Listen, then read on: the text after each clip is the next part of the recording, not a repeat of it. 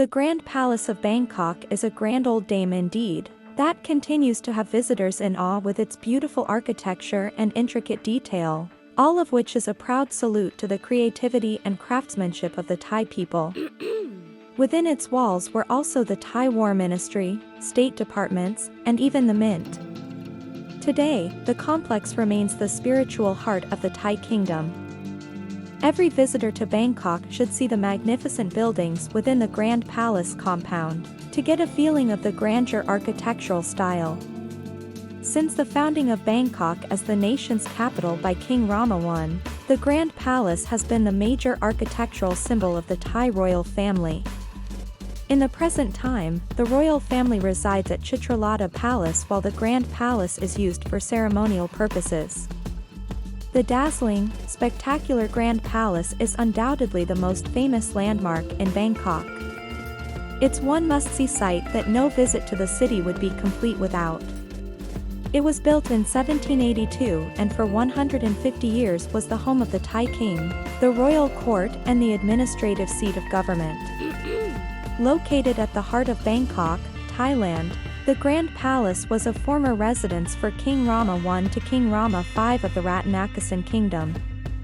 Today, the place is used for hosting royal ceremonies and welcoming the king's guests, state guests, and other foreign dignitaries.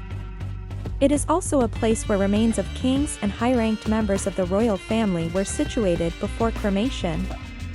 The Grand Palace is divided into two main zones, which are the Temple of the Emerald Buddha and the Royal Residence. The latter is divided into three major areas, the outer court, the middle court, and the inner court. The Grand Palace complex was established in 1782 after King Rama I ascended to the throne. It is believed that he moved the royal court from Thonburi on the west bank of Chao Phraya River to Bangkok on the east for protection. The river would then act as a moat for the northern, southern and western perimeters, whilst eastern edge of the city, a muddy delta at the time, would be difficult for attackers to cross without being seen or hampered. As with many of Bangkok's sites, you will need culturally appropriate attire to enter the Grand Palace. This means being well covered.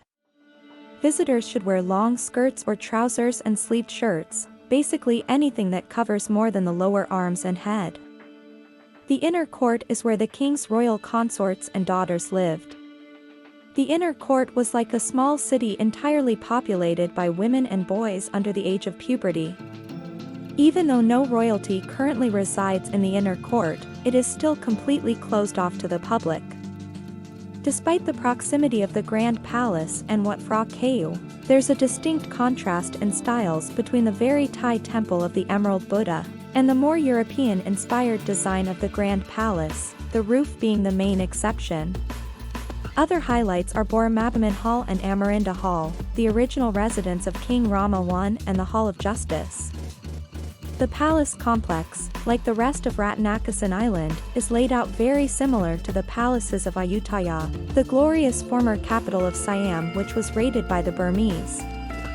The outer court, near the entrance, used to house government departments in which the king was directly involved, such as civil administration, the army, and the treasury.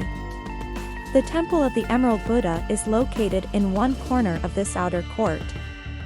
Sleeveless shirts, vests, short or see-through tops are all prohibited, as are shorts and three-quarter length pants/skirts. Visitors won't be able to enter if they're wearing torn or skinny trousers, cycling shorts or miniskirts either. Grand Palace Bangkok entry fee is 500 baht per person. This includes entry to Vimanmek Palace and Abhisek Dusit Throne Hall.